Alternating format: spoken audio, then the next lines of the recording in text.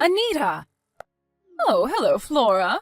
Please give me back my son's baseball hat.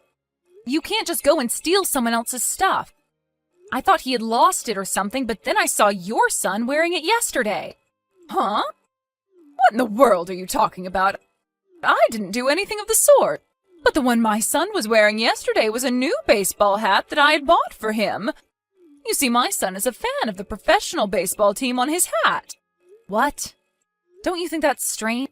Because the team on that baseball hat is the juvenile baseball team my son is a part of. What do you mean he's a fan? It's not even a professional baseball team in the first place. Are you sure about that? Who knows? Maybe they just use the same hats. It's true that there is a professional baseball team with the same colored hats, but the team logo on the front is completely different. Oh, and I sewed my son's name and uniform number on the hat, which I clearly saw on the one your son was wearing. What? Seriously? Oh, my bad. Maybe it was your son's hat after all. Yes, the one I bought for my son was slightly different now that I remember it. He must have picked it up thinking it was his. It must have been an honest mistake. There's no point in your son having that hat anyways, and if he's not a part of the baseball team, then people will know immediately that it's stolen if they see him wearing it. Besides, the coach at my son's baseball team is Mr. Tor, so if he sees your son wearing that, you know? So if it was an honest mistake, just like you say, then just give it back already. Mr. Tor? That crazy old man I sometimes see at the park? He's not crazy, he's just very strict and direct with people. Mr. Tor lives nearby, so if he sees your son wearing that, he's sure to call the police on you. The police? Are you sure I have to give it back to you?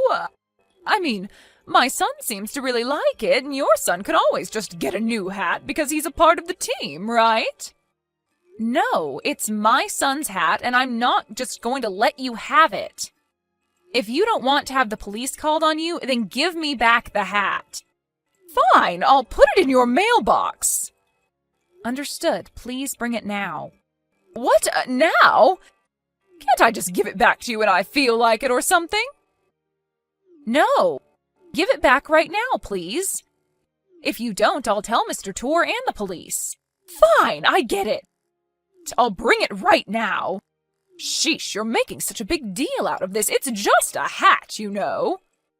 I don't care if it's just a hat. What you're doing is theft, Anita. Don't do anything like this ever again. You're accusing me of being a thief? I told you it was just an honest mistake, and my son must have picked it up thinking it was his because I had bought him one that looked similar. I'm telling you, it was an honest mistake. Yeah, and he never noticed my son's name and uniform number sewed on the hat? I made sure to make it stand out precisely so no one would take it by accident. Next time, I won't be so forgiving and just call the police immediately. Fine, I won't. Just shut up already. You're making such a big deal out of this.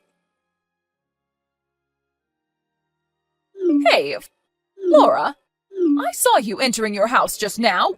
What in the world are you doing? Huh? What am I doing? I went to the supermarket to buy some stuff. You went to the supermarket? I don't think you have the luxury to be doing such things considering the situation. You called me out so many times before, but when you're the one in trouble, you just lie like it's so easy for you. That's what's called a hypocrite, Flora. All I ever do is make honest mistakes, but what you're doing right now is simply despicable. What? I don't know what you're talking about, Anita. Why are you in such a fuss? Your child just got taken away by an ambulance. I don't understand how you can just be so calm. Huh?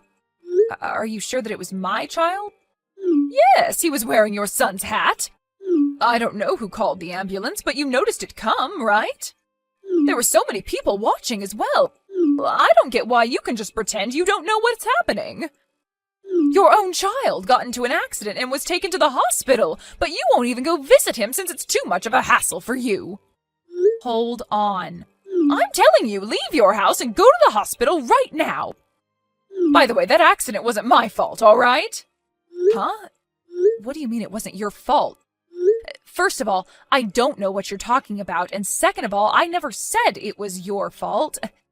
Anyways, my son is in the house right now, so it can't be him. Huh? Are you sure about that? Yeah, he's practicing baseball in the yard right now. What? He's practicing baseball? But he just got into an accident and was taken to the hospital. How could he have recovered so fast? Are you being serious right now, Anita? I'm not saying that he's already back from the hospital, but that he was never taken to the hospital in the first place. The ambulance you're talking about is the one that drove by our house on the way to the main road, right? Yes, that one. So your son was taken to the hospital after all? No, I'm telling you, he wasn't. Are you even listening to a word I say? Why do I even bother talking to you? At the time the ambulance came, I was at the supermarket across the main road. When I got home, I saw there was a crowd of people gathered at the side of the road. I saw there was an ambulance as well, so I thought something must have happened, but I didn't bother looking and just went inside. Oh, and once I got home, both my son and mother-in-law welcomed me back, which means that my son wasn't the one who was hospitalized, and I don't know what you're talking about. But... Oh, and this is completely unrelated, but we already moved. Huh? Oh, when did you move? You see, my husband was relocated at work, and so we decided to move to where his new office is. We've already bought a new house. But I have work as well, and my son has school, so the three of us, me, my son, and my mother-in-law, are going to be staying here for a bit longer. My father-in-law and my husband have already moved to our new house. We're planning on going there tonight and having dinner. Besides, my son is right in front of me, so what you've been saying all this time is nonsense. You must have mistaken someone else for my son. What? Then who was that taken away by the ambulance? I could have sworn it was your son that got into an accident. Anita, you really shouldn't bother yourself with such things. It's none of our business. We'll just cause trouble if we start a commotion over something we don't have anything to do with. And if we did have something to do with it, we would have gotten a call from the hospital or police or something. If the person who was carried away was our neighbor, then we'll find out soon who it was and what happened, right? Why are you insisting so much that it was my son anyways? Did you get a close look and think it was him or something? Maybe you thought it was my son because it was some kid from nearby that looked like him, but thankfully nothing's happened with us here, so don't worry. Oh, is that so? Oh, it's fine if that's the case, though. I don't care if it has nothing to do with your son. Bye, then. Hello, Anita? I found out who was taken away by the ambulance yesterday. You seemed to be bothered about it a lot, so I'll share the information with you. Who was it? Apparently it was the son of Mr. Torr, the coach at my son's baseball team. What? That was Mr. Torr's son? Yep. I went to today's baseball practice with my son and saw that Mr. Torr's son wasn't there. So I asked him about it, and he told me about yesterday's accident. Apparently a bicycle that was going full speed crashed into him when he turned a corner. Luckily, he wasn't seriously injured, but he hit his head, so he went to the hospital to have it checked up just in case. Oh, is that so? I'm glad nothing serious happened to him. But apparently the person that ran into him fled the scene, and they still don't know who it was. What a sick person. To think that they would crash into an elementary school student and just flee the scene without even thinking to help? But if they had stayed and helped, surely they would have had to face the consequences of crashing into a child. It's only natural that they fled the scene, in my opinion. Is that a crime, do you think? Of course it is. Fleeing the scene is what a coward would do, Anita. An honest person would stay and do whatever they could to make up for his or her mistake. Even though it was just a bicycle, what this person did was clearly illegal. You can't just be going that fast on a sidewalk. It's against road laws. Yeah, you're right, I guess. Besides, if it was an honest mistake, they probably wouldn't have had to go to prison or something like that, right?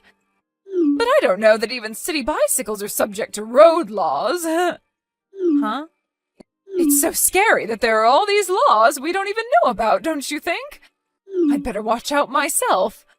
Oh, I remembered I have to do something. Bye. Okay.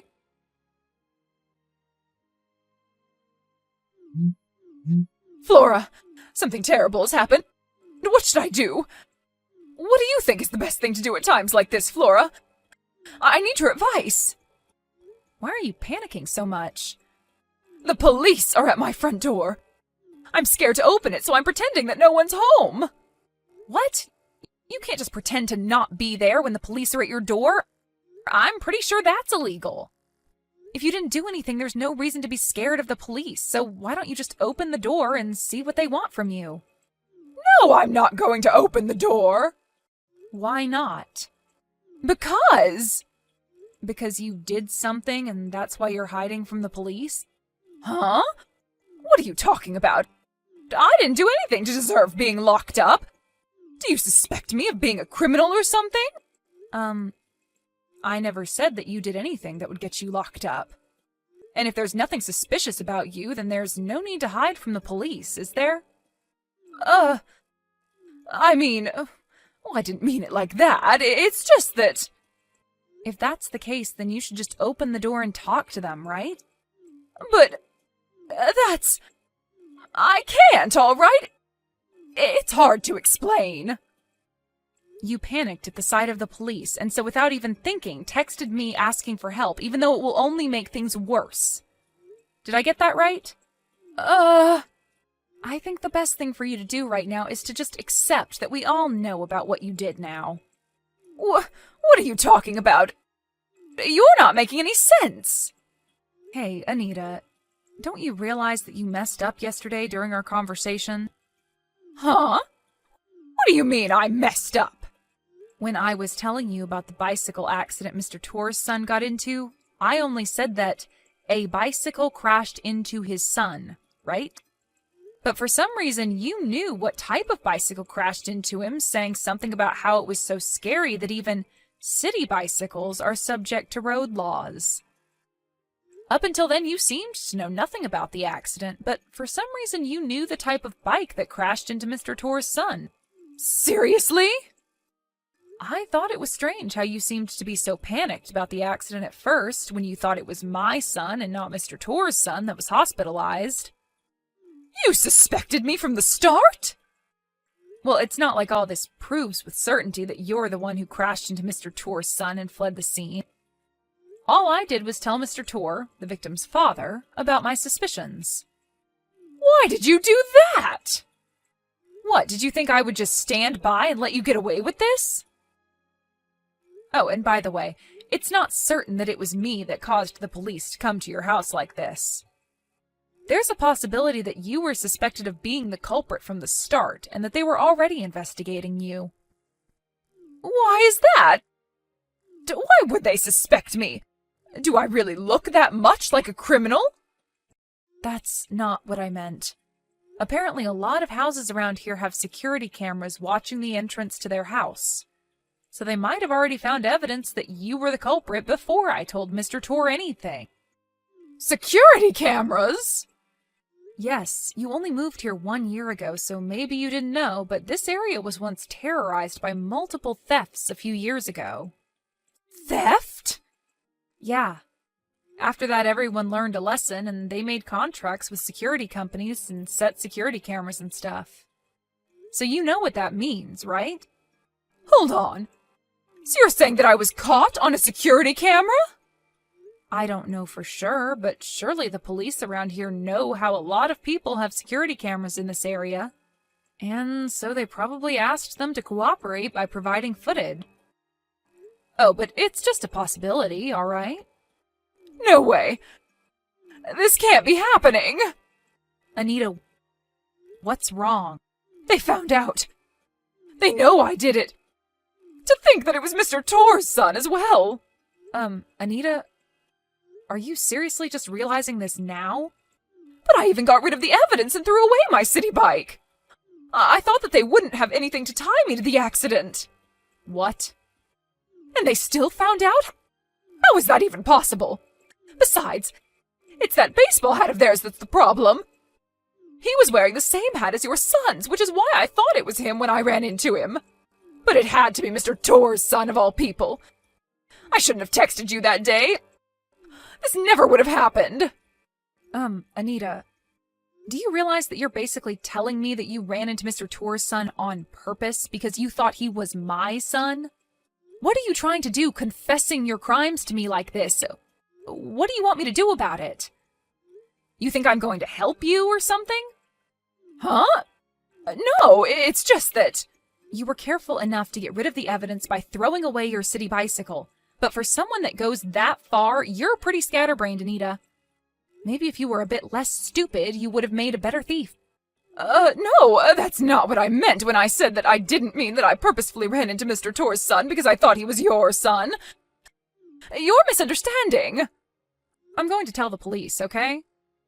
No, don't! My punishment is just going to get worse if you tell them. Apparently, the police knew from the start that she was actually home and just pretending to not be there. Anita tried to flee from the back door, but they were already waiting for her there and captured her. Apparently, she was arrested without even undergoing an investigation first. Oh, and the city bicycle that she disposed of was apparently stolen as well. After a bit more investigation, the police found out that she's guilty of several such petty crimes, and so Anita was locked away behind bars.